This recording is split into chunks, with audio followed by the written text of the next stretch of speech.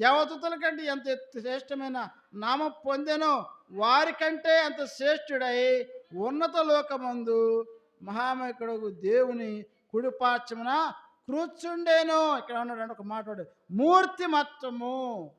మూర్తిమత్వం అంటే సైకాలజీలో పర్సనాలిటీ అంటారు. సైకాలజీ అంటే పర్సనాలిటీ. పర్సోనా అనే పదం నుంచి వచ్చిన లాటిన్ పదం నుంచి వచ్చినటువంటి పదం పర్సనాలిటీ. పర్సనాలిటీ అంటే ఏంటంటే ఇక సేమ్ టు సేమ్ మాట, చూపు, తలంపు, క్రియ, ఆలోచన మొత్తం కూడా దేవుని స్వరూపాన్ని దింపేశాడు. దేవుని స్వరూపాన్ని ఆయన చేస్తూ వచ్చాడంటే దింపుతూ వచ్చాడు. మూర్తిమత్వాన్ని ఉండి, మూర్తి అంటే టోటల్ పర్సనాలిటీ.